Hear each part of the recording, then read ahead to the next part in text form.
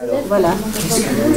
Qu'est-ce que vous voulez exactement qu'on fasse? Alors les élèves ont préparé des questions. Oui. Voilà, ils ont beaucoup de questions à vous poser. Donc ce soir on va voir le spectacle. Voilà, et puis en plus ce soir on vient vous voir. Ok. Il fallait pas. Il fallait pas? Si, c'est vachement bien. C'est un gros, bien bon spectacle. Ça dure 1h20 en plus, un truc comme ça, c'est vachement bien. C'est très intéressant d'abord pour le texte, qui est une des raisons du succès. C'est une pièce formidable, qui a été jouée qu'aux États-Unis par Chasman Perry, qui l'a écrit et qui raconte sa vie. Donc, tout ce qui se passe dans la pièce, il avait vraiment 9 ans, il a vraiment vu un meurtre dans la rue. Et donc, vous avez toute l'histoire. Donc ça, c'est déjà intéressant. Et la deuxième chose, c'est au point de vue travail de mise en scène, de comédien, c'est intéressant de voir ce style de truc. Parce que le problème, c'est que quand tu fais du one-man show, tu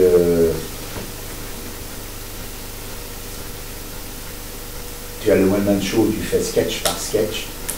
C'est-à-dire que tu changes totalement de personnage à chaque sketch, et quelquefois 2, 3 personnages dans le même sketch. Et puis tu as le one-man show où c'est la même personne qui raconte tout. Donc ça veut dire que c'est elle qui interprète les autres personnages. C'est tout à fait différent. Tout à fait différent. C'est-à-dire que la façon dont... Imagine que dans une famille, il y a 2 frères, il y en a un qui raconte les salades de son père en imitant son père, l'autre il va raconter les salades de son père en imitant son père, tu n'auras pas du tout l'impression que c'est le même père. Donc c'est important de comprendre que la pièce que vous allez voir ce soir, moi je suis obligé de jouer non seulement les personnages, mais les personnages joués par le héros, Coluccio. Quand il est enfant, il ne les voit pas pareil que quand il est adulte. Donc c'est un truc de concentration qui est terrifiant. Très très dur parce qu'il ne faut pas voir le travail. Ce qu'il faut que vous compreniez, c'est que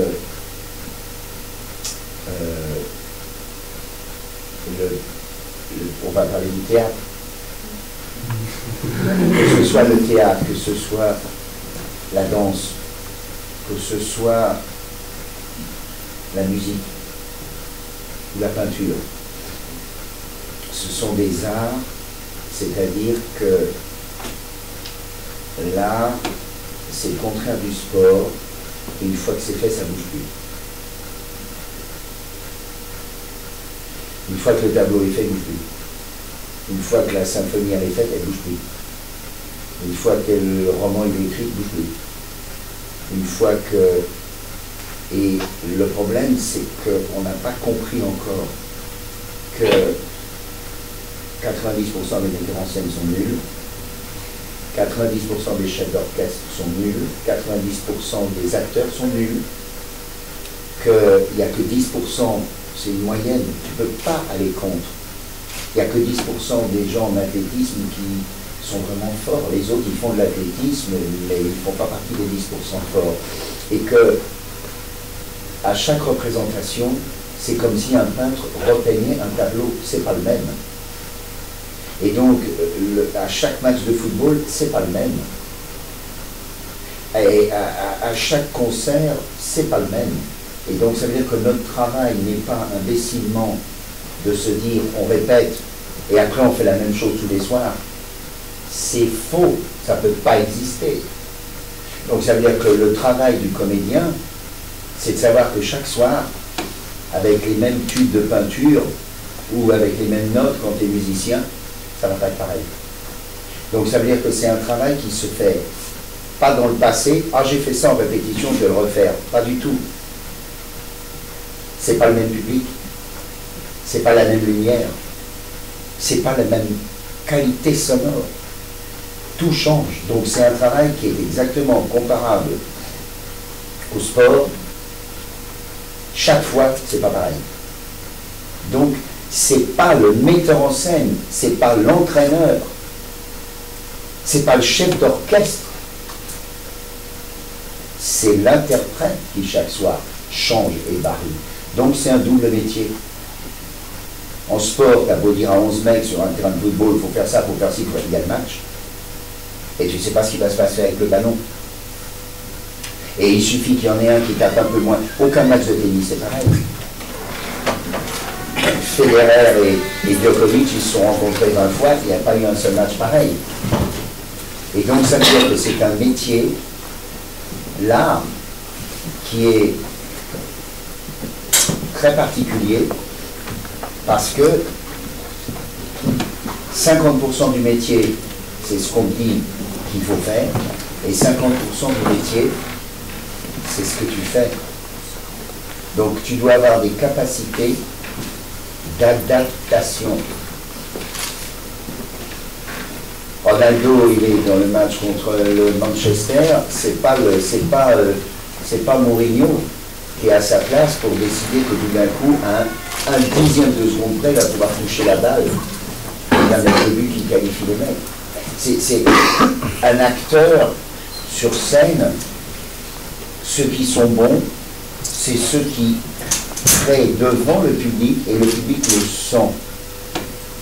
Et ceux qui sont mauvais, c'est ceux qui ont l'air d'être ailleurs, de ne pas avoir de regard, de ne pas avoir de présence, de faire ce qu'on leur a demandé de faire. Ils n'intéressent pas le public. Donc c'est un métier qui demande une bipolarité. Tu dois être double. Tu dois à la fois, entre guillemets, respecter ce qu'on t'a dit de faire et en même temps de toi-même inventer et créer. Les footballeurs, ils inventent et ils créent sur le moment. Voilà. Alors il y a des règles.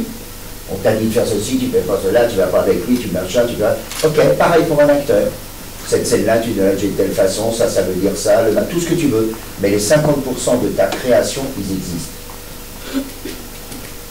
Et quand tu prends, par exemple, une séance photo, avec, on prend 50 photos de toi, c'est le même photographe, c'est le même appareil, c'est le même instant, ça dure pendant 30 minutes, c'est la même lumière, il y a 2 photos de bonnes. Pourquoi les autres, elles sont pas bonnes? Pourquoi? Parce que ces 2 photos-là sont bonnes, parce que l'appareil a été exactement dans l'angle où il faut, un peu plus bas, un peu plus haut, un peu plus à droite, parce que il s'est passé quelque chose dans l'émotion de cette fille en photographie qui fait que ça crève la photo. Et bien c'est pareil. L'angle de la caméra, c'est la façon dont le metteur en scène te demande de hurler, de ne pas hurler, de chuchoter, de ne pas chuchoter, de parler vite, de ne pas parler vite. C'est un angle différent par rapport à ce que dit le texte. C'est un angle différent par rapport où tu es dans l'espace. Si on met quelqu'un en plein centre d'un plateau, ce qui paraît dire ne peut être qu'une révélation, je suis venu vous dire, tu te mets en plein centre. Quand tu viens dire à quelqu'un, tu viens en plein centre. Le mec est déjà un peu sur le côté, c'est oh, je sais pas ce que je me demande. Attendez, laisse-moi réfléchir.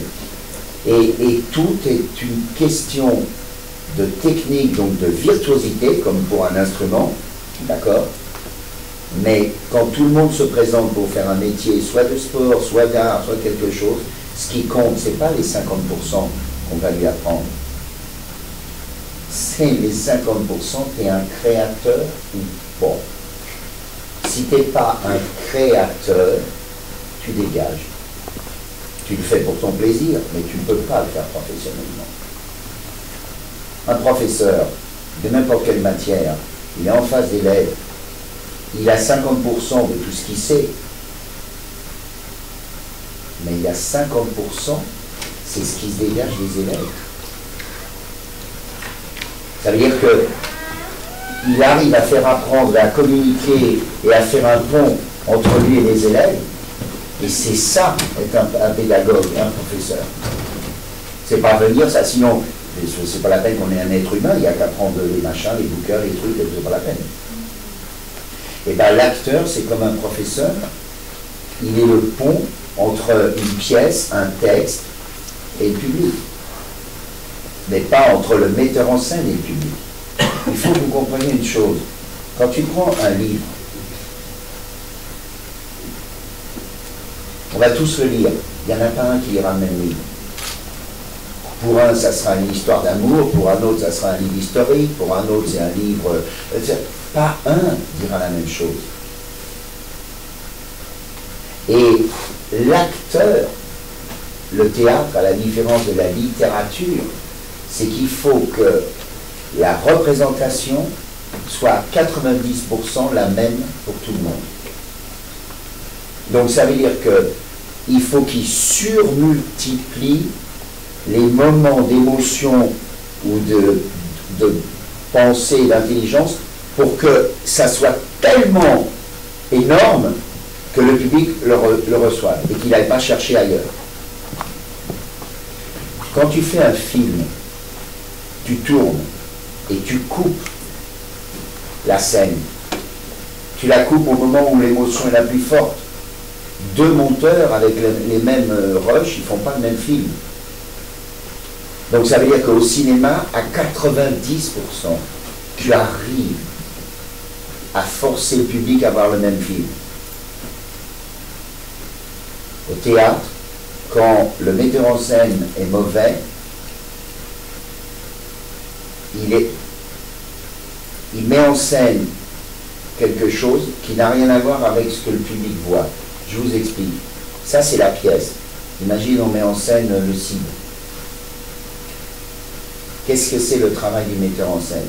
C'est de prendre des acteurs et de les diriger, comme un chef d'orchestre dirige un pianiste, un violoniste, et tu vas trop vite, tu vas plus vite, sors dans le dos, machin, toi tu vas là, vous partez trop tard et tout. Il dirige, il joue pas, il dirige.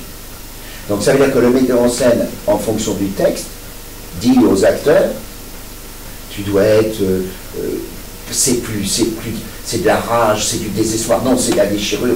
Il dirige les gens, hein, pour que phrase par phrase, silence par silence, rythme par rythme et tout, les acteurs se disent, voilà, il faut que je joue de mon instrument, moi-même, de cette façon-là. Mais le metteur en scène, c'est pas ça son travail.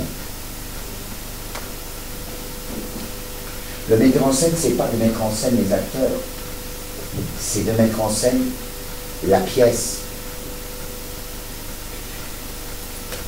Herbert von Karajan, que j'ai connu, il dirigeait l'orchestre philharmonique de Berlin. Il n'a jamais dit un mot au musicien. Il ne se serait jamais permis de dire à un musicien de l'orchestre philharmonique de Berlin, le plus grand orchestre du monde, comment il fallait qu'il joue. Il dirigeait une œuvre. Mais il ne disait pas comment faire au bas du violon. Il disait qu'il faut partir plus tôt, plus tard, plus lent, plus rythme. Ça n'a rien à voir. Ça, c'est l'œuvre. Ça veut dire que le metteur en scène, diriger la pièce, c'est choisir les décors, les costumes, les acteurs, tout pour faire un puzzle, le mettre en place exactement les pièces où il faut, et que les gens qui sont vous dans la salle, bien sûr ils voient des acteurs, bien sûr ils voient des décors, bien sûr ils voient des lumières, de la musique, mais ils voient ce que les acteurs ne voient pas, ce que personne ne voit, c'est la pièce. Et l'histoire de la pièce, ça n'a rien à voir avec le jeu des acteurs. Si je te demande de me raconter Roméo et Juliette, et que tu me dis, à Juliette, au début tu comprends, c'est une fille, elle est encore vierge, et puis elle rencontre Roméo, puis après tu me dis, Roméo c'est un mec, je m'en fous de tout ça. C'est quoi l'histoire de la pièce? C'est quoi la pièce?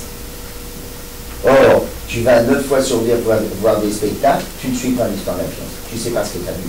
Tu as eu des émotions d'acteurs, par-ci, par-là. Tu as eu, tu sais, mais la pièce, tu es incapable de dire ce que c'est. Et la preuve, je vais vous dire 2, 3 pièces que vous connaissez très bien, vous allez rester sur le cul de ce qu'est vraiment la pièce. Donc, un metteur en scène, c'est quelqu'un qui doit avoir l'idée que la pièce est ceci et qu'il la mette en scène. Mais tu peux pas savoir le nombre de gens qui se disent metteurs en scène et qui sont incapables de faire ça. Alors, je vous explique.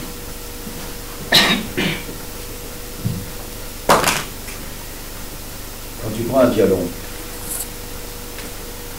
un archet, et tu fais ça. Et tu fais ça. Ok? Quand tu prends une guitare, tu fais ça. Tu as les mains, tu fais ça. Ok? Quand tu prends un piano, tu fais ça, mais tu fais ça aussi. Avec les pédales du piano. Ça veut dire quoi? Ça veut dire que tout est double. Il y a ce que tu ressens et ce que tu fais ressentir. Ce que tu ressens et ce que tu fais ressentir. Imagine qu'on soit dans le noir. Je suis là, je suis en train de jouer Othello. Vous ressentez quoi? Vous entendez ma voix, c'est tout, vous voyez rien? C'est possible. Alors l'acteur, il ressent, suivant ce qu'il sent comme sentiment, le timbre de sa voix te parvient et t'émotionne. C'est comme un violon. La corde est là, et suivant comment tu la pinces, ou suivant comment tu la glisses, ou comment tu la caresses, tu ressens. Pareil pour une contrebasse, pareil pour un piano. Mais,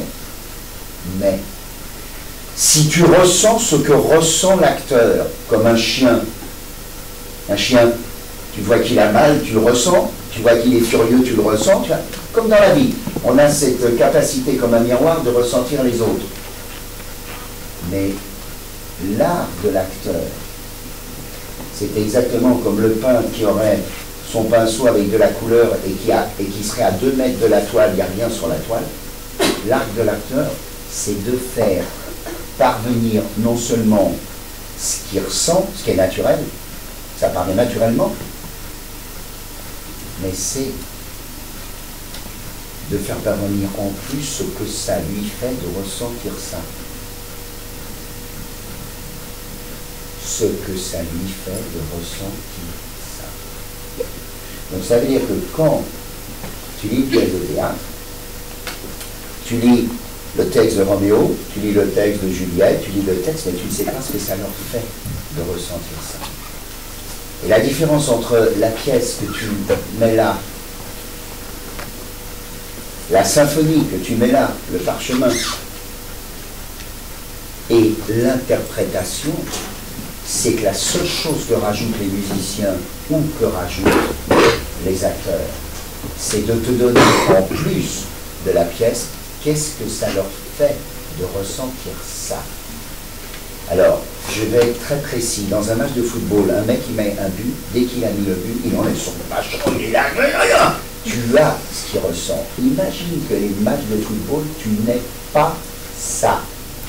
C'est fini. Il n'y a plus de football. Il n'y a plus de football. Personne ne regarderait les matchs. Si tu ne savais pas ce que les gens ressentent pendant le match, foudrage parce qu'il a pris un coup, foudrage de ceci, foudrage de cela, machin, il n'y a plus de football.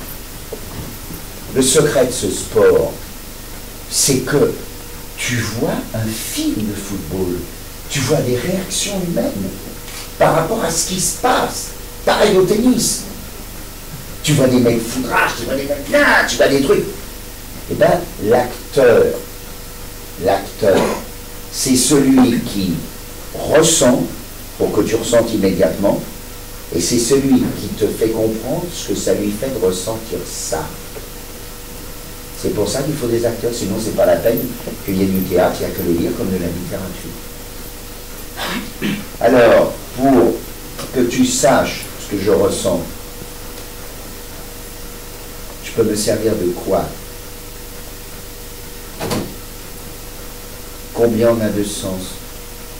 C'est pas parce que il y a le sens du toucher ou le sens du goûter que ça, tu vas pas te servir de ces sens-là. De quel sens tu peux te servir quand tu es un acteur? Alors c'est très simple. La voix, elle exprime comme la corde le sentiment exact qu'il y a à l'intérieur. Ok? Donc ça veut dire que à 99% tu ressens quelque chose et à 1% la voix te les jette. Les mauvais acteurs, c'est ceux qui font 99% de voix, qui ne ressentent rien du tout et qui font croire que c'est terrible. Je suis vraiment désespéré. Donc, il n'entend rien du tout et il va faire la voix. Comme un mec qui au piano fait très bien. Mais la seule façon que tu ressens, qu'est-ce que ça me fait ressentir? C'est le regard. Point barre. C'est pas par mes oreilles, c'est pas parce que moi je ressens, j'entends, non, rien du tout. C'est pas par mon nez, c'est pas par ma bouche, c'est par le regard. Tu peux faire ça. Le corps fait quelque chose, mais je peux truquer. Mais je ne peux pas truquer le regard. La seule chose dans la vie qu'on ne peut pas truquer, c'est le regard. Donc ça veut dire que quand tu vois des mannequins et que tu vois qu'elles ont un regard de conne, c'est que c'est une conne. Et quand tu vois tout d'un coup un regard de mannequin ou quelqu'un de très beau et que tu te dis tiens cette fille elle est intéressante, c'est que tout d'un coup tu n'as pas un regard de steak. Et donc ça s'apprend comment vous faire parvenir ce que ressent intérieurement le rôle que vous interprétez. Et alors, c'est très simple, c'est le béaba, tu sais, c'est comme un ballon de football. Un ballon de football. Si tu tapes comme ça, c'est pas pareil que si tu tapes comme ça. C'est pas pareil que si tu tapes comme ça. Tu sais très bien qu'au pénalty, dès que le mec a un peu le dos en arrière, le ballon va s'élever. Dès que le mec tape un peu trop comme ça, il va sortir. C'est tout le secret là. Alors tu passes des milliers d'heures à faire en sorte de savoir quoi faire avec tes pieds. Quand tu es au piano, tu passes des milliers d'heures à savoir quoi faire dans le toucher. Quand tu es acteur, tu passes des milliers d'heures à savoir quoi faire avec le regard. Et ce qui est extraordinaire, c'est qu'il y a des gens qui passent 30 ans dans ce métier sans avoir rien appris de ce que je vais vous dire. Alors c'est quoi le regard? L'équivalent de la façon dont tu touches une balle de tennis, tu sais, tu liftes, ou tu fais un coup droit, ou tu fais un amorti. Pour faire un amorti en mettant la raquette comme ça. Tout. C'est la même chose avec le regard. Alors il y a 3 positions de regard. Il y a la position où tu regardes à la ligne exacte où tu regardes. Il y a la position où tu regardes au-dessus. Et il y a la position où tu regardes en dessous. Qu'est-ce que c'est qu'un appareil photo? C'est un regard. C'est un œil. Alors tu peux prendre une photo de quelqu'un exactement au même niveau que lui, puis tu peux prendre quelqu'un par en dessous, puis tu peux prendre quelqu'un par au-dessus. Tu peux le prendre de côté, tu peux le prendre de côté. Alors ça veut dire que ton propre appareil photo à toi, c'est tu regardes comme ça, tu regardes en bas, tu regardes au-dessus, tu regardes de côté, ou tu regardes de côté, tu regardes de côté ou de côté. C'est tout. Ça signifie quoi? Un lift, la balle elle tourne sur elle-même, c'est très emmerdant à rattraper. Un lobe, la balle elle te passe au-dessus. Un ace, un coup droit, la balle, fou, elle va directement sur toi. Hein? Et bien c'est quoi pour le regard? C'est pareil, c'est-à-dire que l'acteur avec son regard, il fait des lifts, il fait des coups droits, il fait des revers. Alors vous allez voir, vous allez me dire si vous êtes d'accord. Quand on regarde à la même hauteur, tu regardes à la même hauteur que quelqu'un, ça veut dire quoi? Ça veut dire que tu le regardes. Ça veut dire que tu l'écoutes. Ça veut dire que tu es là, tu le regardes. Tu dis voilà, j'ai ça à te dire. Tu ne rentres pas à l'intérieur de toi-même. Tu regardes. Je répète, tu ne rentres pas à l'intérieur de toi-même. Tu regardes. Tu regardes, tu regardes, tu regardes, et tu ne juges pas. Tu es à la hauteur. Tu ne juges pas. Tu es à la hauteur. Dès l'instant où tu es à la hauteur de quelque chose, tu ne la juges pas. La preuve, si on te dit ta mère est morte, tu crois que tu vas arrêter le regard comme ça? Dès que tu as quelque chose d'émotionnel, tu ne peux pas rester comme ça, ça n'existe pas. tu rentres en toi-même, soit par pudeur, et tu baisses. Tu rentres en toi-même. Ce que tu regardes te gênerait. Tu rentres en toi-même. Donc ça veut dire que quand tu es à l'horizontale, comme une photo pareille, c'est nul. C'est simplement une écoute visuelle. Il n'y a pas, dans un film, regardez bien le prochain film que vous verrez, vous vous apercevrez que quand la caméra est à hauteur de l'acteur, rien ne se passe. Quand elle est un peu de côté, c'est déjà un jugement. Qu'est-ce qu'il fait? Il ne sait pas que je suis là, moi, la caméra. Je suis de côté, je ne suis pas en face de lui. Il ne sait pas que je suis là. Je suis en train de voler quelque chose. Qu'est-ce qu'il fait? T'as vu le mec là-bas? T'as vu le gars là? Tu ne vas pas aller face au mec pour le regarder. Tu dis, t'as vu le mec là qui fait ça? Donc ça veut dire que tu as déjà un jugement sur le côté. Mais quand tu es face, rien ne se passe. Et tu remarqueras que quand un acteur, la caméra est au-dessus, il est où Dieu?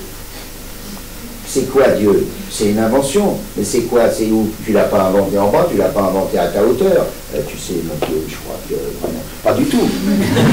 Tu as l'impression que c'est quelqu'un qui est au-dessus de toi. Et pourquoi? Parce que tu ne sais plus quoi faire.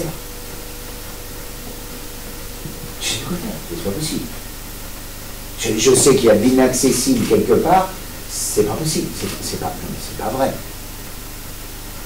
C'est pas vrai. C'est pas du tout la même chose que qu'est-ce que je vais faire? À chaque fois que tu as la caméra en dessous, l'acteur, tu le grandis. T'es comme un nain qui regarde un héros. Oh la vache, la caméra. Oh là là là là là là. Dès que tu veux magnifier quelqu'un, tu mets l'appareil en dessous, il te surplombe, il te domine. Pourquoi les acteurs de théâtre, ils ont fait en sorte d'être au-dessus? Parce que les spectateurs sont comme ça. Alors après, il y a des gars qui ont fait des théâtres comme ça en Cordoue, c'est des imbéciles. Imbéciles. Alors, tu dois savoir que, comme quand on regarde par en bas, ça te grandit, ça te fait un héros de toi. Si ce que tu ressens dans le rôle que tu interprètes fait que tu te dis, je suis un héros. Il faut que ton regard permette au spectateur d'être en dessous de toi. Alors, là, tu n'as pas de jugement. Là, quand le truc est en dessous, ça te magnifie. Et quand le truc est au-dessus, c'est la tasse. Donc, ça veut dire que ça donne. Là, j'ai pas de jugement, je parle à quelqu'un. Personne ne sait ce que je pense. Personne ne sait ce que tu penses dans la salle. Alors tu peux être... Oui, d'accord, on a compris que tu as l'émotion, mais personne ne sait ce que tu en penses. Donc les acteurs qui se contentent d'avoir de l'émotion et où leur regard reste imperceptible, c'est pas des acteurs, c'est des amateurs. Ils n'ont aucune technique, ils ne savent rien, ils n'ont rien appris. Donc, à chaque fois que dans ton texte, minutieusement, comme un musicien, putain, il y a un solfège de la musique, pourquoi les gens se font chier avec des croches, des blanches, des noirs, vous pensez vraiment que les musiciens, ils sont respectés par le monde entier, parce que les crétins du monde entier dans le public se disent, putain, ce qu'ils font, je ne peux pas le faire. Et c'est la vérité. Tu ne peux pas le faire. Tu ne deviens pas un virtuose du jour au lendemain. Et le problème des acteurs, c'est qu'il y a tellement de crétins dans ce métier, comme dans le sport, que tout le monde croit qu'il peut le faire et que personne, mais personne n'admire les acteurs ou les sportifs. Oh, tu les admires quand c'est des trucs de record d'athlétisme, de machin, mais la façon dont on traite les gens qui font du football comme des crétins et des merdeux, alors que ce sont des virtuoses comme des pianistes, pareil pour le tennis, pareil pour n'importe quel sport. Parce qu'on n'a pas idée de ce que c'est. Alors, pour un acteur, c'est comme le solfège. tu as du respect pour les pianistes parce que tu sais qu'il y a du solfège, il y a un truc absolument incroyable, mais il y a un solfège de l'interprétation. Et ce dont je vous parle, c'est le solfège de l'interprétation. C'est-à-dire que quand tu as, moi j'avais par exemple dans la pièce 12 000 mots, quand tu as 12 000 mots, c'est comme 12 000 notes, et tu dois consciencieusement, minutieusement, sur ton texte, te mettre regard horizontal, là je baisse les yeux, là je lève les yeux, là je regarde à gauche, là je regarde. Un solfège de l'interprétation qui est exactement comme le piano, c'est-à-dire que les notes, c'est les mots. Donc à chaque note et à chaque mot correspond un regard qui va de là à là, de là à là, de toute la phrase, de 4 phrases, de ceci. Tout d'un coup, tu baisses les yeux. Quand je baisse les yeux, c'est comme si la caméra était là-haut. C'est-à-dire je suis accablé, je tombe sur moi-même. Et là, vous, dans la salle, vous me dominez. Et quand au contraire, je lève les yeux, c'est moi qui vous domine. J'ai rien à foutre de vous dans la salle, je suis là. Là. Je suis là. Oui, mais c'est ça l'interprétation.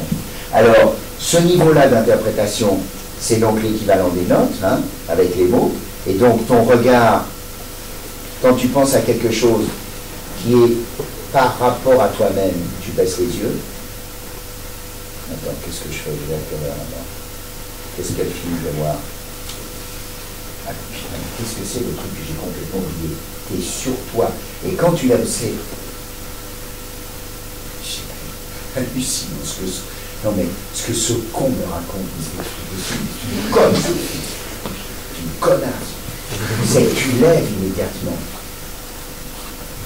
Donc, tu as ce solfège, mais c'est quoi les pédales? Ça, c'est le rythme. Donc, le secret de ce métier, c'est que tu as la façon de taper la balle avec la raquette, ok, les regards, le solfège des notes, et tu as combien de temps je vais mettre pour aller avec mes jambes de là à là pour taper la balle. Et quand tu vois les joueurs de tennis, tu comprends tout du métier de comédien, parce que tu vois que le gars, alors que la balle est déjà partie, il va là pour bouger parce qu'il s'attend à ce que le mec lui renvoie là. Et il va là parce qu'il s'attend. Ça veut dire que quand tu donnes ta réplique avec ton émotion, avec l'autre, il va parler, mais toi, tu dois faire l'équivalent de ce déplacement des joueurs de tennis. Donc, tu dois te déplacer sentimentalement à l'intérieur. C'est un travail. Ça veut dire, tu te dis, je viens de lui dire telle phrase, qu'est-ce que ça me fait de lui avoir dit? Ouah, je suis soulagé, pauvre con, casse-toi maintenant, je n'ai plus rien à te dire. Et bien alors, tu vois si dans cette émotion-là de je suis soulagé, ça te fait bouger ou pas? Alors, tu dis la phrase, et tout d'un coup, ça te fait bouger. Tu dégages maintenant, je ne veux plus voir. Ou au contraire, ça te fait tourner le dos. Ah, ça y est, c'est fini, je peux te dire. Mais c'est ça le vrai travail. Voilà. Donc ça veut dire que si on élève le niveau de l'interprétation sur scène des acteurs de théâtre, comme pour le ballet, pour la danse, t'imagines le travail de boulot pour la danse, ou comme pour les musiciens, c'est un métier extraordinaire, parce que c'est un métier où on s'en fout que tu sois beau, moche, gros, petit, juif, musulman, athée, chinois, noir, vert, on s'en fout. La seule chose qui compte, c'est si tu es capable d'avoir de l'émotion, que tout le monde a dans la vie, mais surtout d'avoir la technique de faire parvenir cette émotion. Et c'est un métier qui est formidable à ce moment-là. Et il a à la différence du métier d'acteur de cinéma, hein, le cinéma et le théâtre, c'est un peu comme le football et le rugby, c'est deux métiers différents. À la différence de l'acteur de cinéma, là, tu es obligé d'être bon du début à la fin. Alors que l'acteur de cinéma, il peut être mauvais, le gars il coupe, il enlève, il jette, il colle, il recommence, il n'y a aucun problème.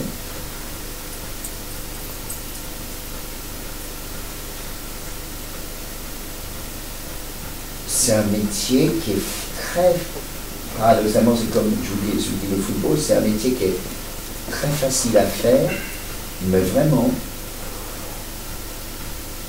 le problème, c'est que, puisque ce n'est pas un métier où, contrairement au football, il faut des qualités athlétiques dans le sport. Si tu les as pas, tu pourras toujours raconter tout ce que tu veux, tu les as pas. Là, il ne faut même pas des qualités physiques, il ne faut pas des qualités d'athlétique, il faut des qualités mentales qui font que tu ne t'auto-détruis pas, qui font que tes partenaires qui te détestent ne te détruisent pas, que ton metteur en scène qui déteste ne te détruise pas, que le rôle que tu détestes ou que le rôle lui-même te déteste, tu vois. C'est un métier complètement qui est sur la psychologie intérieure et la façon dont tu peux te conduire avec les autres qui font ce même métier. Moi, j'ai jamais été pistonné par personne et je connais des gens qui ont été pistonnés. Il y en a qui ont réussi, il y en a qui n'ont pas réussi. C'est voilà. Et ce qu'on appelle la chance, c'est simplement la volonté d'aller vers certaines personnes et pas d'autres. Mais c'est un très beau métier. C'est vraiment absolument comparable au sport. Et de la même façon qu'au sport, tu es obligé d'avoir une rigueur de nourriture, de vie, d'hygiène de vie. Là, pour ce qui est du théâtre, comme pour la danse ou la musique, tu es obligé d'avoir une hygiène de vie psychique.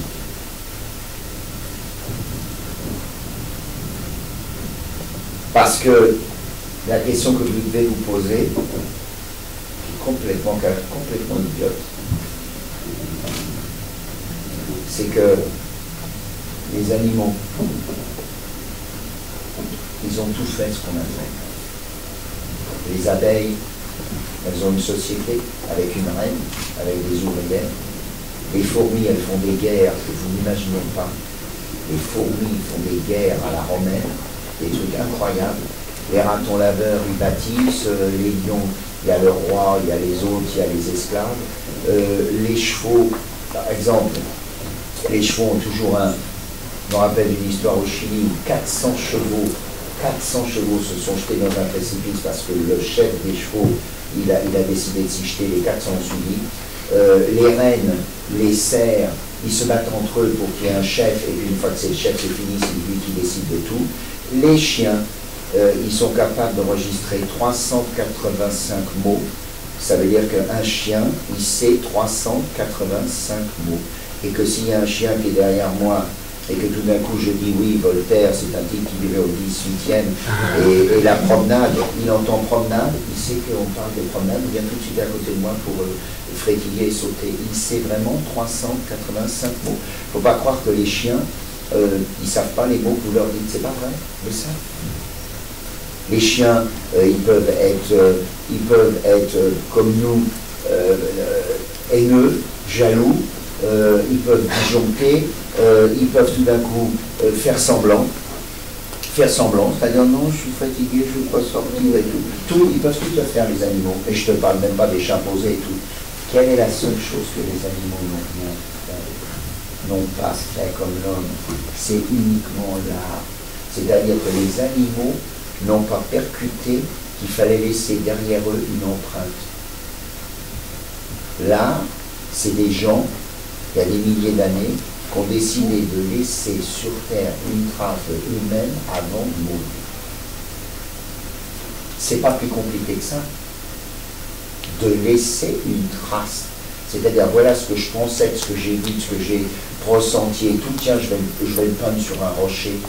Tiens, je vais le mettre en forme. Tiens, je vais ceci. Et au fur et à mesure des milliers d'années, l'art, c'est la seule trace qui reste de nous. Alors tu peux dire l'art architectural, l'art pictural, l'art musical, l'art littéraire, de tout ce que tu veux. L'art. Donc pourquoi les animaux n'ont pas voulu laisser une trace de leur passage? C'est complètement incroyable. Et explique-moi pourquoi il n'y a pas 30 chimpanzés là, avec 2 chimpanzés qui sont en train de danser devant eux et les autres en train de se marrer. Pourquoi ils n'ont pas inventé l'art? Pourquoi ils ne dansent pas entre eux? Pourquoi ils ne se mettent pas autour en cercle en regardant ce que d'autres font?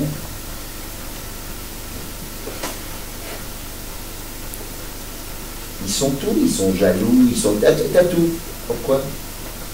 Eh bien, c'est la clé. Tu peux tout... Moi, par exemple, j'avais un chien qui s'appelait Scaramouche. Quand le Stade de France a été fait, il y a des gens qui sont réunis pour savoir, au moment où on construisait le stade, comment il allait s'appeler. Donc, on a réuni des personnalités. Et moi, j'ai dit, il faut que ça s'appelle Stade de France. Et c'est ma proposition qui a été acceptée, qui a été votée, alors qu'il y avait des noms incroyables, le Stade Bleu, le Stade Parapépilodé, donc des trucs à changer. Et ça a été Stade de France, parce que j'ai dit, pour moi, le mot France, ça représente des valeurs absolument extraordinaires et que dans le monde entier, c'est très bien que ça s'appelle Stade de France. Très bien, parfait. Donc, Aimé Jacquet, on était avant la Coupe du Monde, il m'a appelé pour que je vienne tirer le premier but du Stade de France. Et donc, je suis venu. Et il y avait, on venait de poser le matin les buts, et je suis venu. Et il m'a mis le ballon, il y avait les joueurs de l'équipe de France, j'étais président des supporters de l'équipe de France, de 98, et là-dessus, vas-y Francis, je prends la balle au milieu du terrain, et je me mets à courir avec la balle jusqu'au but, et mon chien, Scaramouche, qui était un Jack Russell, il fonce à toute blinde, il prend la balle avec sa tête, et il met le pied. Donc le premier mec qui a mis un but, c'est Scaramouche. C'est ordinaire. Alors, on a fait la photo, ça a pissé de rire. Et je t'assure que mon chien, comme n'importe quel chien, tu joues avec lui à la balle. Tu joues, il te dribble avec la tête, etc. Pourquoi ils n'ont pas fait des équipes de foot, les chiens? Tu vois ce que je veux dire? Pourquoi les chiens, pourquoi les animaux, ils se jettent pas, les poissons, les trucs à 3 dessous? Pendant la guerre, les dauphins, l'armée britannique leur mettait des bombes. Et les dauphins, ils allaient se faire exploser contre les bateaux allemands, et ils en ont descendu je ne sais combien. Les dauphins ont fait des trucs absolument incroyables. Ils ont tout fait. Ils ont pas fait là. Pour une seule raison.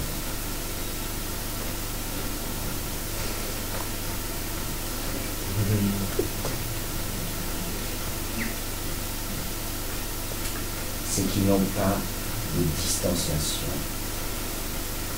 Ils n'ont pas de recul sur le fait que, sachant qu'ils vont mourir, les hommes, les femmes, se sont dit « je ne vaux pas mieux que les autres ». Donc, comme riche ou pas, grand ou pas, beau ou pas, etc. et tout, je mourrai comme les autres. Donc, puisque les autres sont comme moi, et moi comme eux, je les respecte, donc on va tous se réunir, et on va se parler. Et ils ont commencé à se parler. Et c'est comme ça que le langage est né. Par signe, puis après, des bribes, des mots, et tout est venu. Et une fois qu'ils ont compris qu'ensemble, ils étaient égaux et qu'ils ressentaient des émotions, il y en a qui ont dû commencer à faire rire tout le monde. Et petit à petit, ils se sont dit qu'ils s'émotionnaient entre eux, soit d'histoires épouvantables qu'ils se racontaient, de peur, de mal, de mort, de tout. Et ils ont commencé à se dire, on va laisser une trace de ce qu'on ressent. Donc en fait, le seul intérêt de l'art, la musique, la peinture, le ballet, c'est de dire à tout le monde dans une salle, tu ne vaux pas mieux que moi. C'est le seul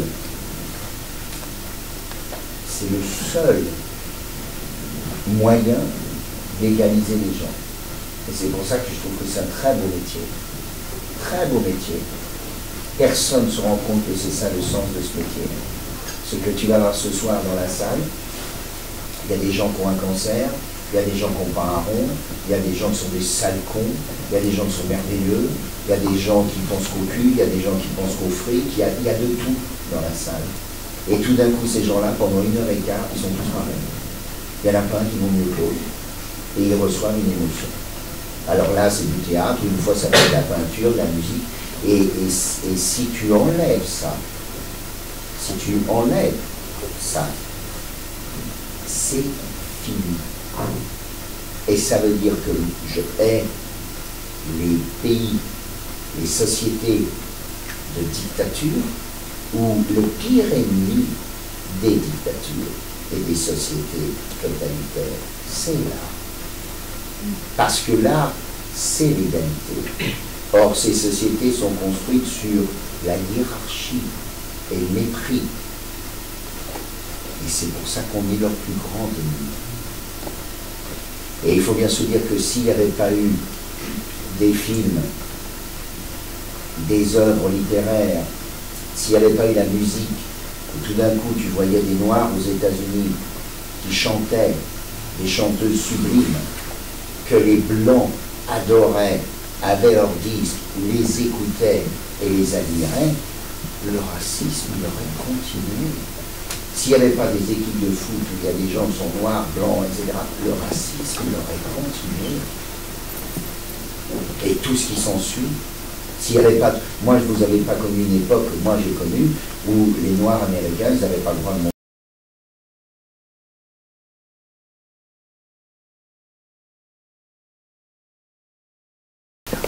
Je vais t'expliquer quelque chose.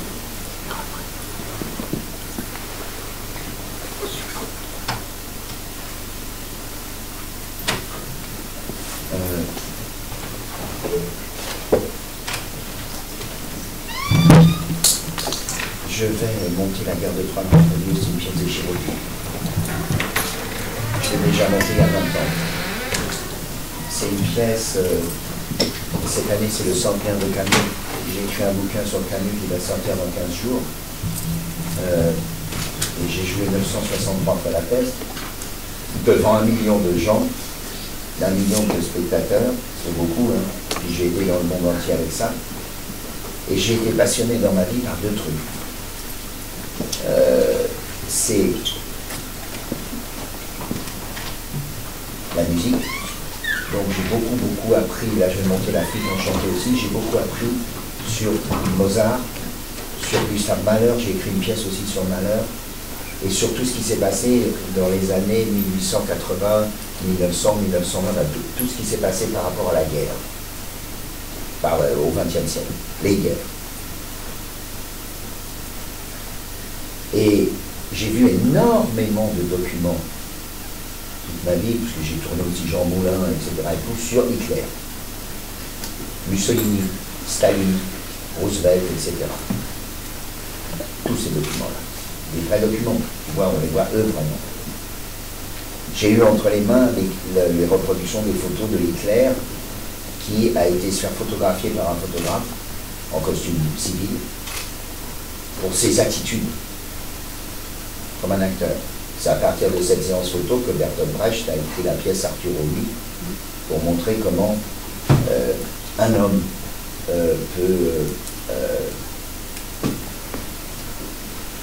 faire basculer le monde. Ce qui est incroyable, c'est que j'ai vu aussi des documents, notamment un document, si jamais vous le voyez, ça doit être dans un gros truc de la BBC de plusieurs heures sur tout Hitler du début à la fin, où on le voit faire un discours devant des milliers d'Allemands, et c'est très très long le discours, et on le voit du début à la fin, et on voit exactement comment il faisait et ce qu'il faisait. Un acteur. 3 minutes avant de parler, regardant les gens dans la salle, milliers, hein, pas 20, filmés par la caméra et tout, tu vois tout. Et tu vois exactement ce qu'il fait. Et comment il les manipule. Et comment ils ont accepté d'être manipulés. Mais ce n'était pas le seul. Et donc, ce qui est étonnant, et vraiment, je vous conseille de regarder tous les documents, tu sais, les gros trucs comme ça, sur Hitler, sur Staline, sur Mao, sur De Gaulle, sur tout le monde. Regardez bien, c'est, si vous voulez faire ce métier d'acteur, puisque eux sont des vrais, donc des gens qui ont eu des millions de spectateurs, regardez bien comment ils ont manipulé le monde entier, et Mao pareil. Et quelle est la différence avec l'acteur? C'est que l'acteur ne ment pas sur ce qu'il doit ressentir du personnage. J'ai des documents que je vais d'ailleurs utiliser pour la guerre de Troie n'aura pas lieu, qui racontent comment la guerre a éclaté entre Troie et la Grèce, et qui racontent en fait comment la guerre a éclaté entre Hitler et le reste du monde. Et quand tu as tous les documents exacts de ce qui s'est passé, tu restes sidéré du mensonge des médias et de tout ce qu'on a raconté. Et ça sera un spectacle extraordinaire que je montrerai cet été en festival. Je passerai pas loin d'ailleurs à Valoris. Je passerai à Valoris si jamais vous pouvez venir le voir. La troupe elle est extraordinaire, c'est des jeunes de votre âge, ils sont à tomber par terre. Ils sont magnifiques. Si vous avez 3 minutes, vous regarderez pour les filles d'un gars qui s'appelle Pierre Boulanger, qui tombera une folle. Regarde sur Internet, si quelqu'un a Internet, tu mets Pierre Boulanger. Regarde la tronche de ce mec-là, remonter dans 3 minutes. C'est un grand acteur, il jouait avec Omar Sharif dans Les Fleurs du Coran, Monsieur Ibrahim. Et puis tu regarderas aussi, comment il s'appelle? Gaia Vex, W-E-I-2-S. Tu regarderas Gaia Vex, d'ailleurs tu n'en mets pas besoin. Oui, tu regarderas Gaia Vex. Voilà les deux acteurs qui jouent dans ce truc-là. W-E-I-2-S et puis Boulanger comme un boulanger. Tu vas voir, ça va être intéressant. Mais c'est surtout, ce qui est incroyable, nous on est en 2013, c'est de voir comment la presse, les journalistes et tout le monde ont menti. Comment ils ont tout manipulé. Et tu te dis que c'est peut-être exactement la même chose qui se passe aujourd'hui. Et vous, dans vos livres d'histoire, dans les livres d'histoire qu'on a, il faut que les professeurs d'histoire soient d'une vigilance, d'une rigueur, d'une honnêteté absolument totale. C'est vachement important, un professeur d'histoire. Je finirai sur ce truc juste par deux choses incroyables. J'ai travaillé pendant 10 ans sur la vie de Gustave Mahler et j'ai écrit une pièce que j'ai jouée 800 fois sur Gustave Mahler. J'ai écrit aussi un bouquin sur lui.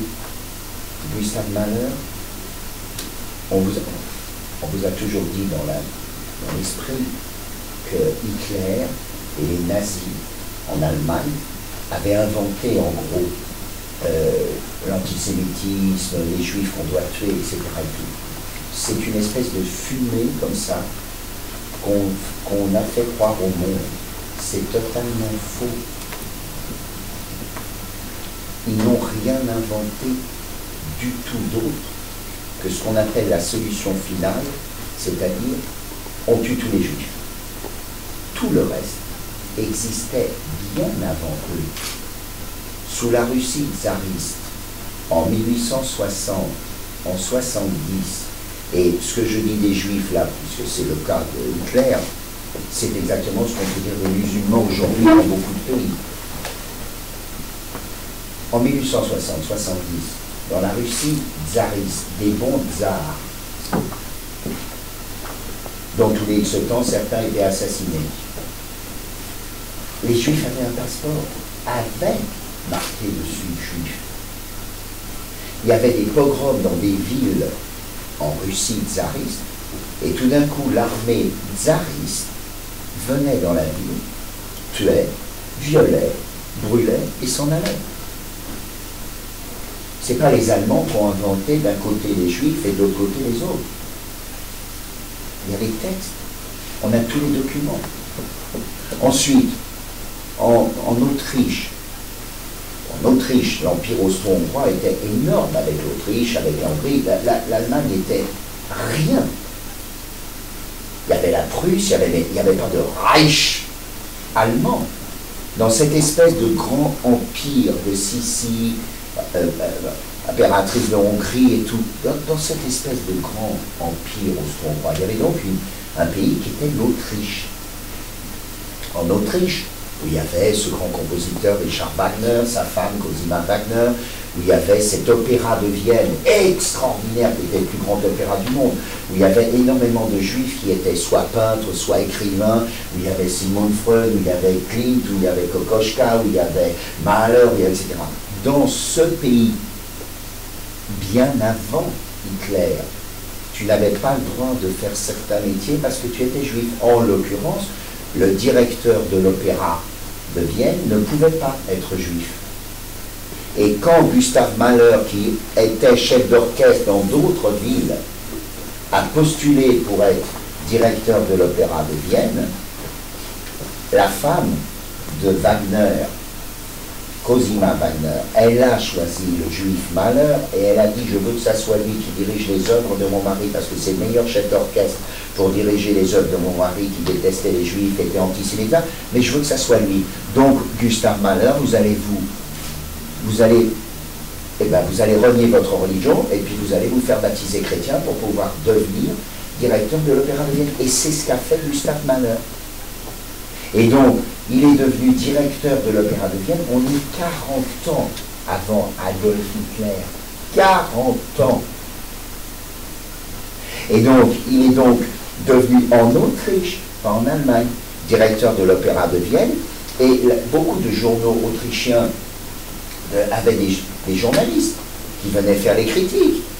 Et dans les critiques, tu avais les dessins racistes de Mahler, le juif Mahler, le machin, le Dupin nous a encore fait ça dans telle œuvre, etc. Et tout, c'est noir sur blanc, c'est dans toutes les... Et il y avait un journaliste qui s'appelait Theodor Herzl, H-E-R-Z-L.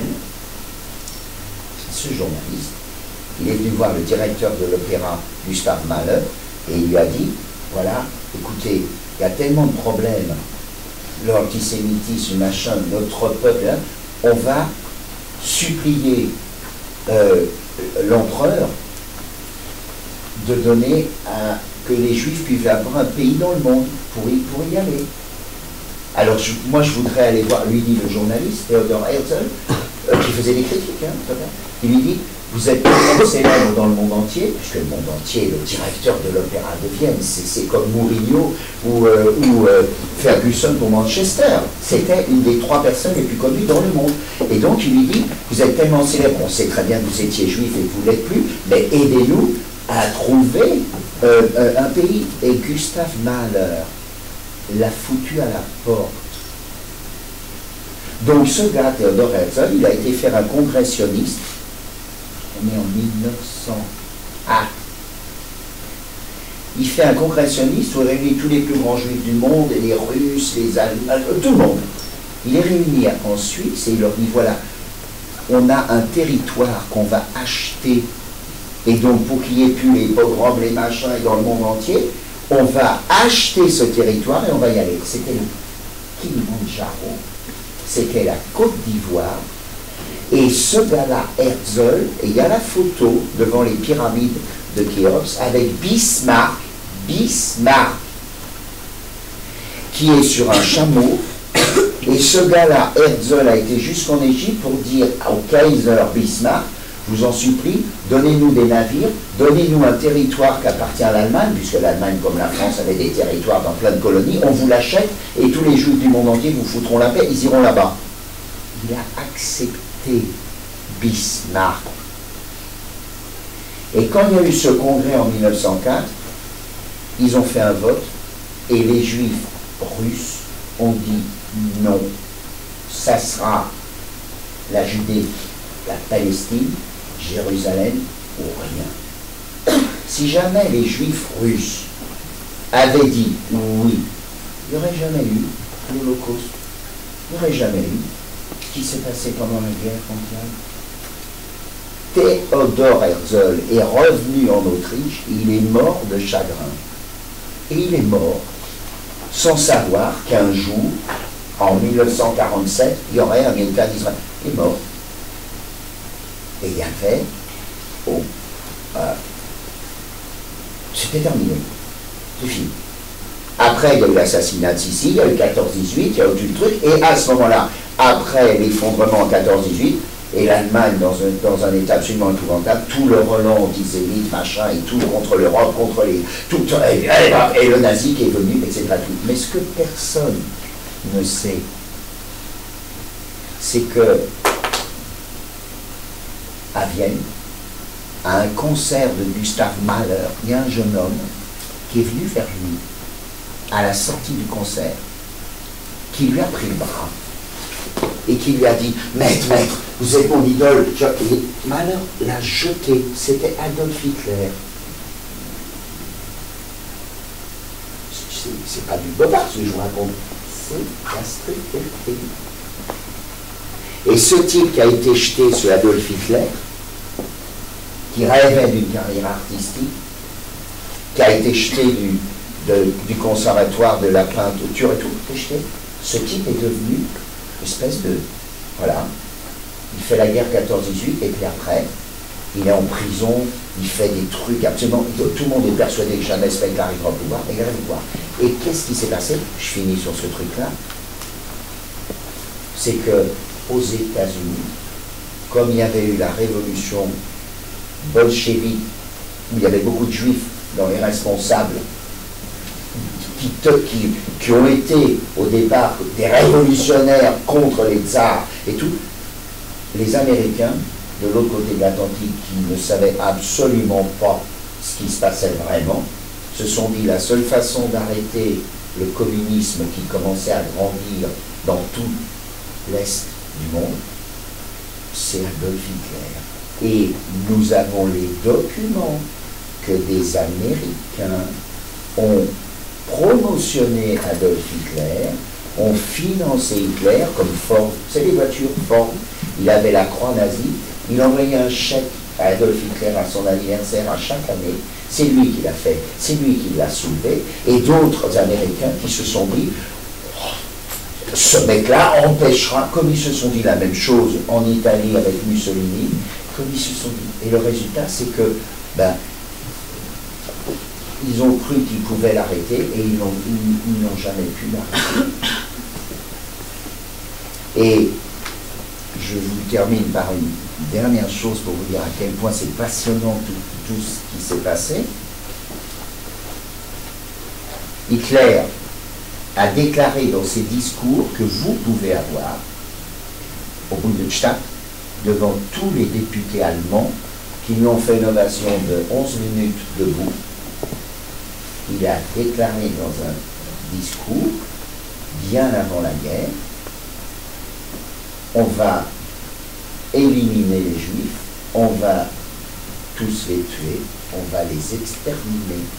Et les députés allemands se sont levés et ont applaudi pendant 11 minutes. Alors, faire croire que c'était 15 imbéciles dingues dans une brasserie qu'on bouleversait, c'est faux. C'est tous les hommes politiques allemands qui ont dit oui. Et tout a été écrit. Et ce ne sont pas les hommes politiques autrichiens, puisque l'Autriche était à gauche. Et il est revenu après en Autriche pour faire croire que c'était l'Autriche qui avait été la source du nazisme. Et il a rasé sa ville, sa propre ville, où était sa mère, où il est né, puisque sa mère a eu un autre homme, Hitler, alors qu'en fait, le vrai nom de Hitler, c'est Schicklgruber. Et il y a même des théories selon lesquelles il était juif. Et qu'il a tout rasé dans sa ville pour faire disparaître toute trace de ce qu'il était. Il y a plein de bouquins, des trucs absolument inimaginables dessus. Mais je vous donne une dernière anecdote pour vous dire à quel point la pesée du monde est extraordinaire. Hitler est donc dans le monde entier, comme Mussolini, fasciste aussi. Hitler est donc apparaît pour tout le monde comme l'obstacle aux bolcheviques, aux communistes, à cette terreur rouge, etc. Et il dit, moi je ne veux plus de juifs, et je vais vous prouver que personne n'en veut. Il prend un bateau, il met dessus exactement ce qu'a fait Isabelle la catholique, histoire de Christophe Colomb, c'est pas un mec qui s'est trompé de route. Le ministre de la guerre de Isabelle la catholique, au moment de l'Inquisition, c'est-à-dire où tu deviens chrétien, où tu quittes le pays, où on te tue. Donc, son ministre de la guerre, le numéro 1 du gouvernement, il était juif. Il a donc affrété des caravelles. Il a été chercher les gars qui étaient dans les prisons, qui étaient d'accord pour être l'équipage de ces caravelles. Ils ont rempli d'or ces caravelles et ils n'ont pas du tout été dans les Indes. Ils ont cherché un autre continent avec Cristobal Colon, avec Christophe Colomb. Et c'est pour ça que quand ils sont arrivés aux États-Unis, ils étaient bourrés de blé. Ils ont tout de suite pu s'installer partout. Eh bien, Hitler, s'appuyant sur ça, a pris un bateau, et ce bateau, il a dit, ok, on le remplit de juifs, on les envoie aux États-Unis. C'est une histoire vraie, ce que je vous raconte. Ce bateau est donc parti, avec des juifs par milliers à l'intérieur. On est à 3 ans de la guerre, hein. Et il traverse l'Atlantique. Vous devez savoir que la marine, quelle qu'elle soit, est toujours indépendante des gouvernements. Donc le commandant, l'amiral du navire, n'était pas nazi.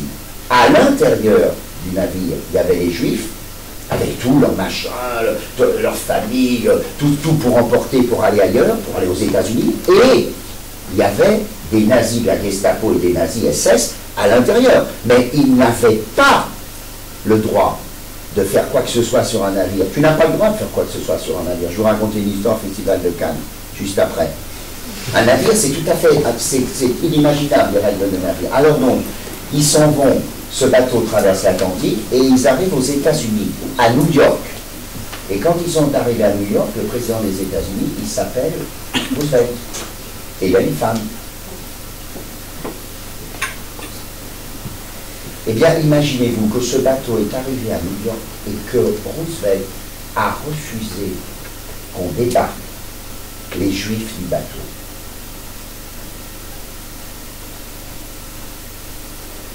Il y a 2 théories, puisque moi j'ai tourné aux États-Unis, j'ai beaucoup parlé de ça en plus avec Brando. Il y a une théorie qui dit que Roosevelt avait pas voulu et que c'était sa femme qui a décidé et qui l'a convaincu de ne pas faire débarquer les Juifs parce qu'elle a dit, si jamais les Juifs débarquent, on va avoir les Juifs du monde entier qui vont débarquer. Donc ça, c'est non. Et il y a une deuxième théorie qui dit qu'au contraire, c'est Roosevelt qui n'a pas voulu. Le bateau est reparti.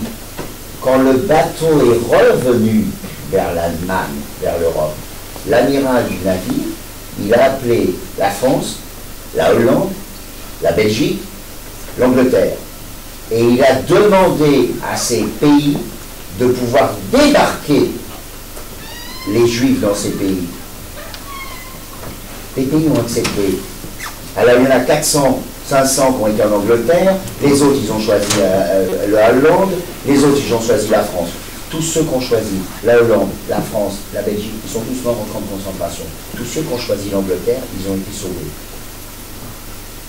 Quand le navire est revenu en Allemagne, l'amiral du navire, il a été arrêté, mis en prison. Et à la fin de la guerre, il a été libéré. Et c'est un des justes de l'histoire, comme Schindler, c'est un des justes. Il a été glorifié pour ce qu'il a fait. Voilà ce qui s'est passé. Donc si tu veux, ce qu'il faut comprendre, et c'est pareil pour tout, c'est que tout n'est pas blanc et noir. Tout le monde est responsable de tout.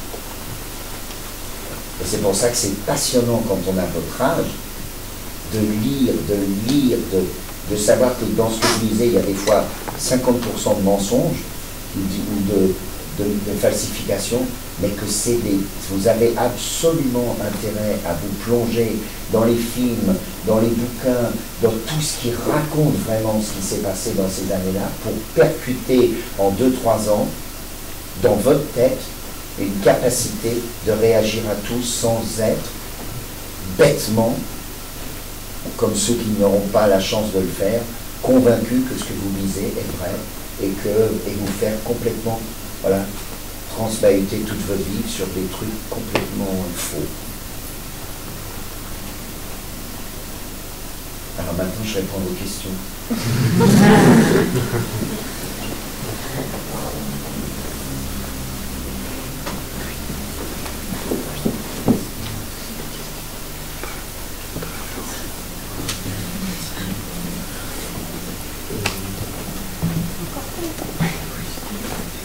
Oh, pardon, juste avant, ça dure 1 minute, j'y pense, et ça vous pouvez le faire, regardez, vous le trouvez peut-être sur Internet, juste par curiosité. Il y avait des jeunes communistes français dans les années 20, les années 30, qui se défonçaient, les lois, elles étaient terribles, le nombre d'heures de boulot, ils ne gagnaient pas, vraiment, mais le Parti communiste français a fait des trucs extraordinaires à cette époque-là. Des ouvriers, des gens qui prenaient plein leur tronche. La preuve, la révolte de toute la France et le Front populaire en 1936, on a marre, et ça va très bien. Le tsar russe, c'était Joseph Staline. Moi, j'ai été éduqué dans ma vie quand j'avais votre âge, dans mes livres d'histoire, il y avait marqué le petit père du peuple. Et il y avait des photos comme quoi, on était après la guerre, hein. Il y avait des photos comme quoi ce type-là était formidable, il avait libéré le monde grâce à lui, Hitler avait été vaincu, il y avait d'un côté les Américains, de l'autre côté Staline, etc. Très bien. Staline, en 1939, a fait un discours devant tous les députés russes. Ce discours, il est écrit, il existe. C'est le discours où Staline dit « Nous allons signer le pacte avec Hitler, avec le Reich, avec les nazis, et nous allons renvoyer poliment les Français et les Anglais. Nous allons faire en sorte que la guerre dure longtemps. Nous allons donner des vivres, des équipements et tout ce qu'il faut à Hitler. Une fois qu'Hitler aura le monde sous son pied, le monde est tellement grand, les colonies anglaises, françaises sont tellement grandes que son armée sera totalement éparpillée. Et à ce moment-là, nous le trahirons et nous le vaincrons. Et l'Europe deviendra totalement communiste, et l'Allemagne deviendra communiste, et la France le sera. Nos amis communistes français vont démoraliser l'armée française. Et tout est dit. Et non seulement tout est dit, mais il l'a fait. Et des jeunes communistes se sont retrouvés tout d'un coup en train de lire dans le journal que Staline avait signé un pacte avec Hitler. Et la guerre a eu lieu. Si Joseph Staline n'avait pas signé le pacte avec Hitler, la guerre n'aurait peut-être pas eu lieu. En tout cas, pas dans ces conditions-là. Alors, donc, Staline est donc responsable, et vous vous imaginez bien qu'il a fallu 20 ans pour qu'on dise la vérité. 20 ans. Donc t'imagines les manipulations et tout ce qui se passe dans le monde, c'est inimaginable. Inimaginable. Et les communistes français, il y en a peut-être eu qui ont démoralisé l'armée exprès, mais après, une fois que la guerre a été perdue, il y a eu des communistes qui ont donné leur vie et qui ont été des héros sans lesquels on ne serait pas là, nous, non plus aujourd'hui. Donc tu t'imagines les gars qui étaient communistes et qui ont sacrifié leur vie, qui ont sauvé des vies et tout, pour un type pareil. Tu ne peux pas savoir ce qu'est le monde. C'est complètement fou. Alors vas-y. Alors, donc vous jouez ce soir votre pièce Bronx. Qu'est-ce qui vous a vraiment touché? Est-ce que c'est vous qui l'avez choisi? Est-ce qu'on vous l'a proposé? Qu'est-ce qui vous a touché? C'est Robert De Niro qui a vu De Niro a vu la pièce jouée. Elle a jamais été jouée qu'aux États-Unis. Il a toujours refusé Palminteri qu'on la joue ailleurs, parce que comme ça raconte l'histoire d'un petit Américain, italo-américain dans la mafia, c'est comme si aux États-Unis, tu avais une pièce qui raconte la vie de Gad Elmaleh, ou de Danny Boone, ou je sais pas quoi, ou Boujna, et qu'un Américain veuille jouer ça, et Boujna ou Gad Elmaleh, ils ont dit c'est ridicule, tu vas jouer un mec de la banlieue de Paris et tout, et ben Palminteri était persuadé qu'on ne pourrait pas le jouer dehors des États-Unis, mais comme De Niro a tourné la pièce en film, il était une fois le Bronx, et que c'est un peu comme le parrain de Scorsese et le reste, et bien, tout d'un coup, les spectateurs, et tu vas voir ce soir, on a l'impression d'être dans un film. Alors c'est un acteur français si tu veux, mais t'oublies, tu as l'impression que vraiment, tu es là-bas. Tu vas voir, c'est très... Et moi, comme j'ai connu les États-Unis, j'ai beaucoup travaillé, j'ai tourné là-bas aussi. Ça m'était assez aisé, si tu veux, de rentrer dans ce style, parce que j'ai vraiment vu des mafieux, j'ai vraiment vu des acteurs et des gens, voilà, qui ont tué des gens, comme je te parlais. Et c'est une histoire vraie, de la Ça va, Julien? Ah, vous devez être à 14h au théâtre. Pour craquer le relais. Voilà. Ça va. Aucun problème. Et vous mangez un peu quand même? Non, mais encore un quart d'heure. Non, hein? un quart d'heure. Ok. Tu peux me poser des questions sur tout ce que tu veux. Je voulais savoir, vous parliez tout à l'heure de l'art en général, le théâtre, rassembler les gens et les mettre sur un pied d'égalité. Est-ce que c'est ça qui vous a poussé à entrer dans ce métier ou c'est cette réflexion que vous avez venue après? Non, c'est ce qui m'a poussé à entrer dans le métier. En fait, je devais être chirurgien, parce que mon oncle était à Villejuif à l'hôpital du cancer.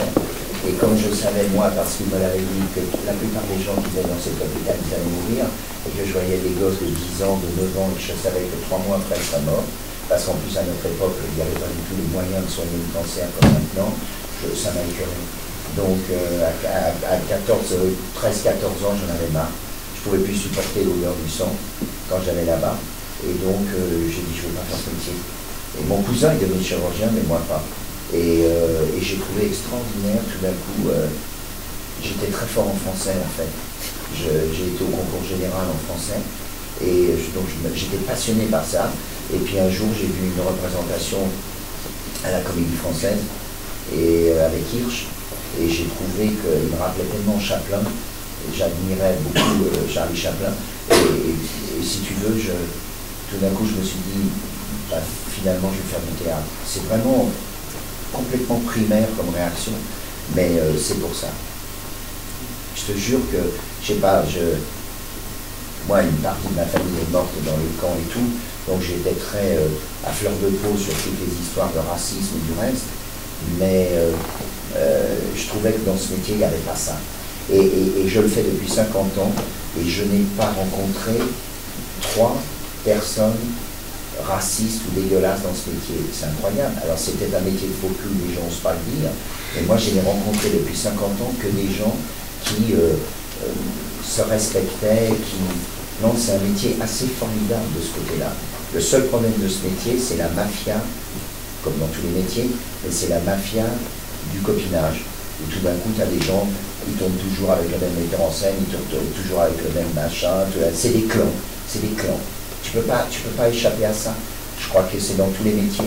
Et si tu ne fais pas partie d'un clan, c'est très difficile de faire ce métier. Très difficile. Tu peux difficilement le faire tout seul, quoi. Et je crois que c'est un peu pareil partout.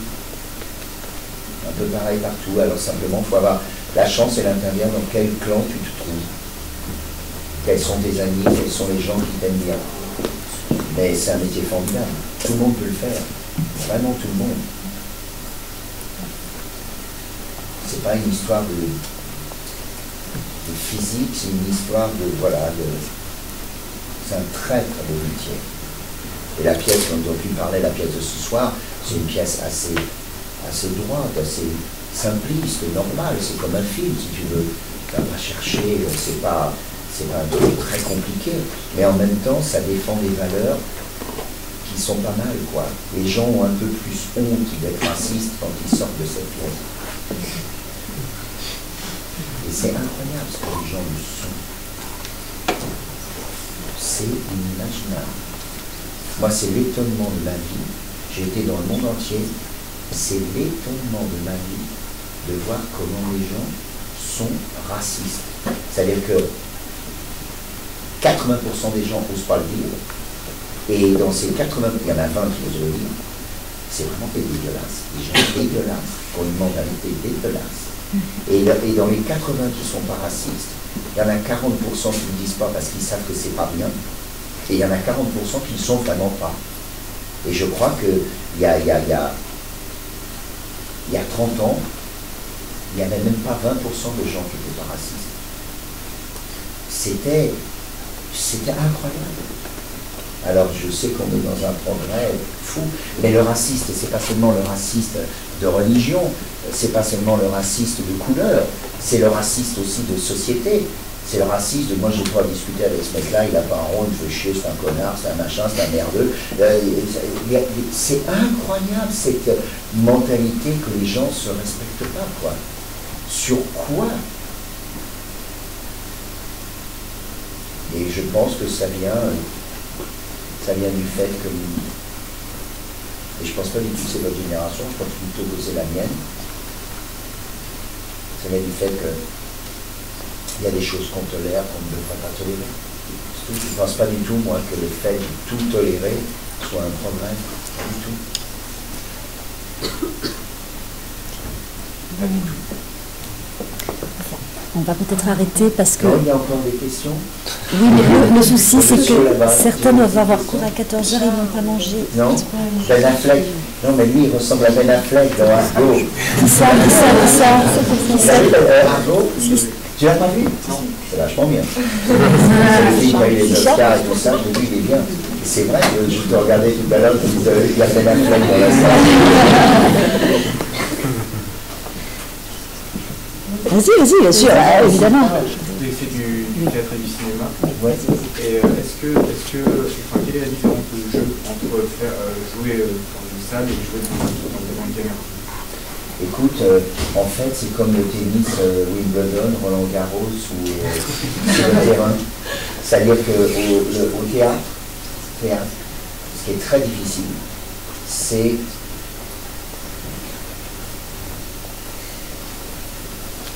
de ne pas te juger. C'est long, une pièce au théâtre. Et quand tu restes 1 heure ou 2 heures sur le plateau, moi j'ai joué Hamlet, j'ai joué Cyrano, etc. Et tout.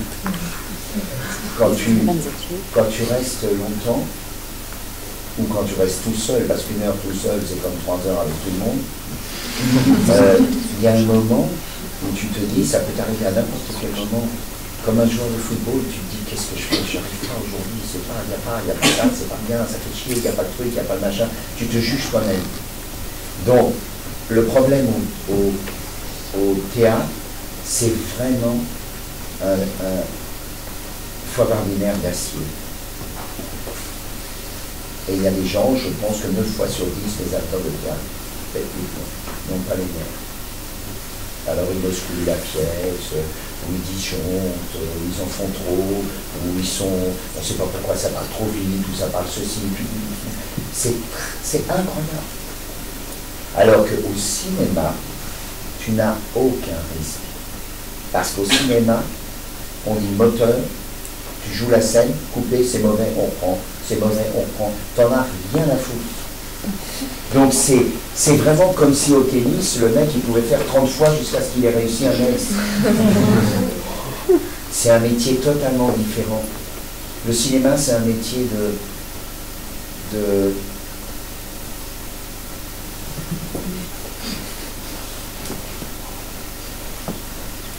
c'est un métier de putain, le cinéma. C'est-à-dire que tu fais l'amour, tu n'es pas obligé d'aimer ce que tu fais. Tu joues un rôle, tu n'es pas obligé de l'aimer puisque tu ne sais pas ce qu'elle filme. Moi, il m'est arrivé de tourner des fois des trucs, des films. Je pensais que ça serait des films formidables. Et à l'arrivée, ouais, bon, très bien, ça raconte une histoire, ouais, très bien. Et il y a des films où je pensais que se défoncer la gueule, et le résultat, c'était extraordinaire. Ce qu'on oublie entre le cinéma et le théâtre, c'est que le cinéma, il y a des films qui passent, ils sortent, 10 ans après, ils sont extraordinaires. Et il y en a d'autres qui sont formidables au moment où ils sortent, qui ne valent plus rien 3 ans après. Mais pas au théâtre. Au théâtre, c'est tout de suite. Tout de suite. Je te jure, c'est deux métiers très différents. Et évidemment, ma préférence va au théâtre, dans le sens où quand tu prends la carrière d'un acteur, tu ne peux même pas mettre 5 grands ou 5 grands films. C'est exceptionnel, un acteur qui a 10 grands rôles dans sa vie. Prends-les, je te jure. Prends Clark Gable, prends Steve McQueen, prends Eastwood, tu vas te dire, prends Clooney, prends qui tu veux, tu auras du mal à trouver 10 grands rôles.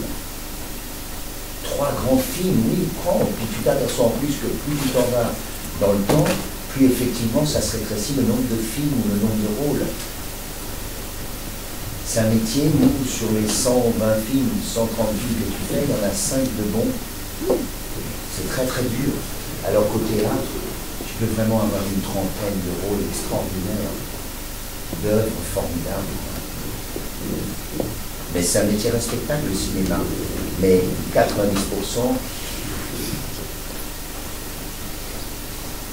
c'est la révolte. Je t'explique une chose. J'ai tourné aux États-Unis. Je tourne un western aux États-Unis. Il s'appelle Un autre homme, une autre chance. En anglais, avec James Caan, je vais plus jeune. Je tourne à Los Angeles, je suis à Burbank et je me trouve à la cantine. J'arrive à la cantine et je m'assieds. Et le mec qui est en face de moi, c'est Marlon Brando. Et je commence à discuter avec Marlon Brando. C'est ce jour-là où il m'a donné ce fameux billet de dollars que j'ai gardé toute ma vie. Et je discutais avec lui, parce qu'il adorait la France, il adorait tout. Il a été très jeune ici. Donc. Alors, Brando, je lui ai demandé quel est l'acteur que vous admirez le plus, enfin, tu vois. Et curieusement, moi je m'attendais à ce qu'il me réponde Laurence Olivier. Il m'a répondu Rami. Rémi.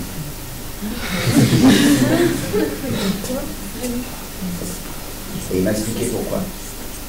C'est parce que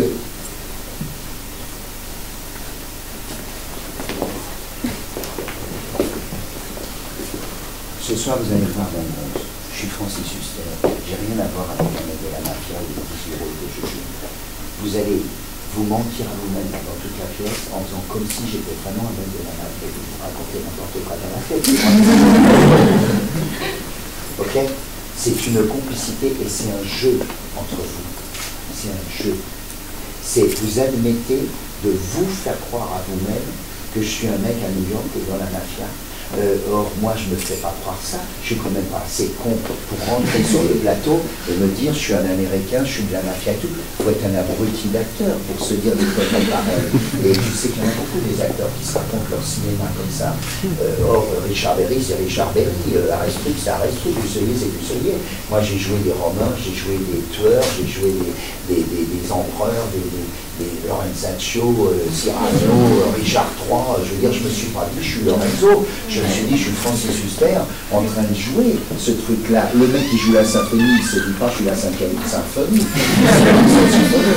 Mais par contre, vous, de votre côté, ce qui est formidable, vous, de votre côté, c'est alors que vous voyez en chair et en os quelqu'un, vous vous imaginez en transparence comme si c'était le personnage d'il y a des siècles, le personnage, etc.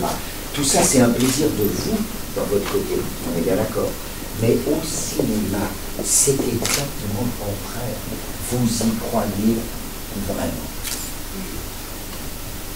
Et si vous n'y croyez pas vraiment, que Brando il est vraiment un tueur de la mafia, que vraiment Clark Gable ou John Wayne ils sont des cow-boys, eh ben, le film, vous ne rentrez pas dedans. Eh ben, c'est ça la différence entre le théâtre et le cinéma. C'est qu'au cinéma, Brando, il m'a dit que Rémi, c'est le plus grand acteur parce que quand il joue la femme du boulanger, il est boulanger. Et quand il joue César, dans César Fanny Marius, il tient vraiment, c'est vraiment un Marseillais qui tient le bar, etc.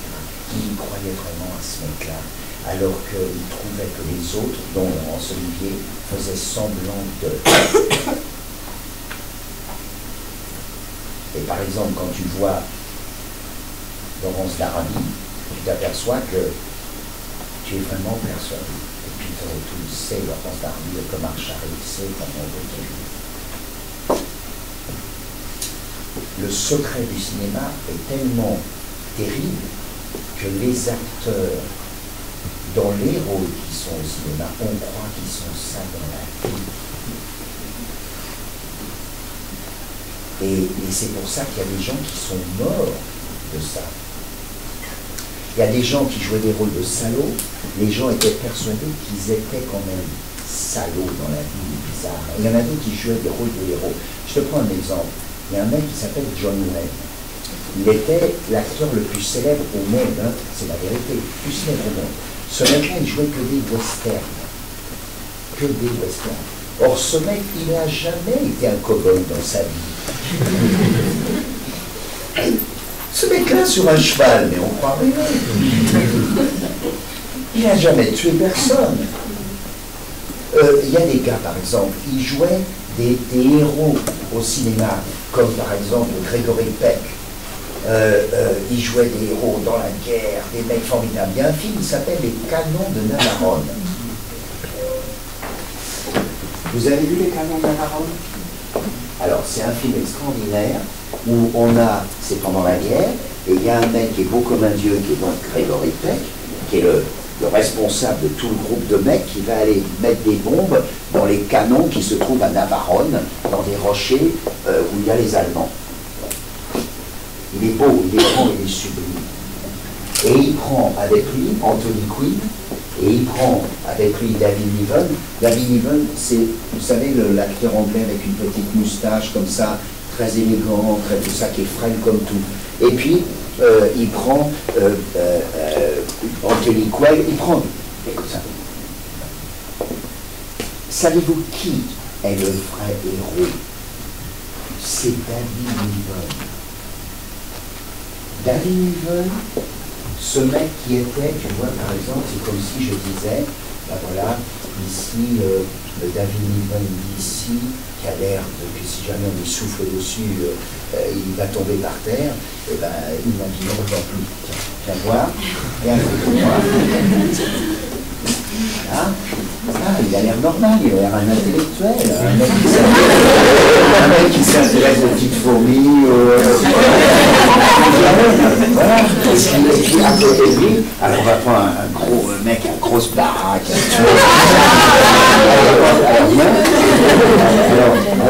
Alors tu te dis ça c'est le héros, c'est le mec, et sans le imagine-toi, et je parle des gens que j'ai connus.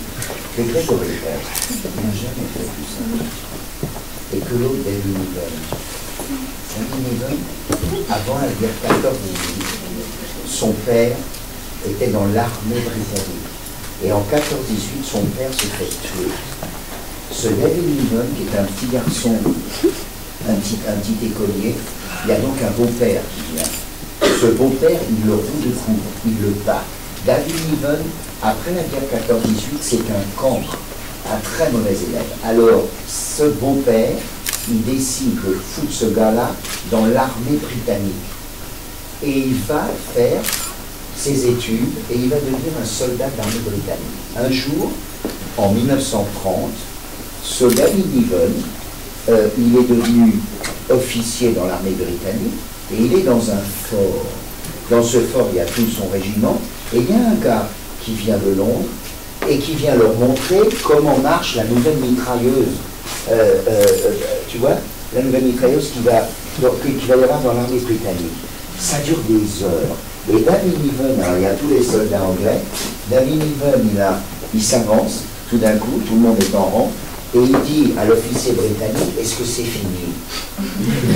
Parce que là, j'ai rendez-vous avec une femme et ça commence vraiment à être long. Tout le monde se marre. L'officier britannique de Londres dit aux arrêts. On le met en tôle dans la prison du fort. Et l'officier britannique se casse. Comme c'est lui, l'officier principal du fort, David Niven, une fois que l'autre a foutu le camp, il dit au gars qui a les clés du truc, viens, amène-moi, ouvre-moi le truc. Non, je peux pas, vous êtes aux arrêts au moins pour deux. Je peux pas. Il rentre, il l'assomme, il fout le camp, il saute dans la flotte et il s'en va. Et il va dans un pétrolier qui va, et il va jusqu'aux États-Unis, donc il déserte, et il envoie une lettre, comme il était officier professionnel, il envoie une lettre de démission de l'armée. Il se retrouve, asseyez-vous, il se retrouve aux États-Unis, et aux États-Unis, il devient gangster, le David Niven, hein, ce genre de gars, il devient gangster, c'est la prohibition. Et un soir, on est dans les années 30, il se balade dans la rue pour rentrer chez lui. Il gagne pas rond, personne ne sait qui est ce type-là. Et il y a un gars qui est bourré de coups par des gars dans la rue. Paf, il le tabasse.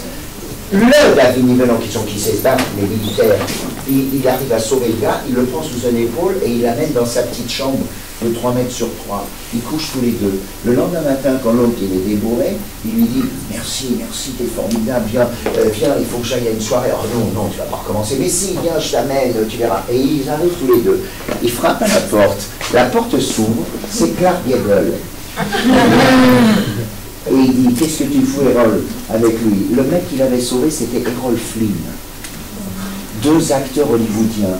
Et ce David Niven, il est donc dans la soirée, et comme lui, c'est le vrai soldat, ces 2 mecs-là, ils vont décider de prendre ce type-là comme acteur, 2 lignes, 3 lignes, pour que ce type-là leur apprenne comment saluer, comment se tenir, comment être un vrai militaire. Et ils l'engagent dans des films, hein, qui sont des chefs-d'œuvre du cinéma, où David Niven, et tu n'y crois pas du tout à David Niven, parce qu'il a une tête comme ça, frêle, avec sa petite moustache. Là, tu dis, mais qu'est-ce que c'est que ce gars-là dans ce rôle-là? Bon, c'est lui le vrai soldat. Mieux que ça, la guerre arrive avec Hitler, avec tout le monde. David Niven, qui est devenu un comédien, voilà, comme ça, qui tourne des petits rôles, des machins, il se réengage dans l'armée.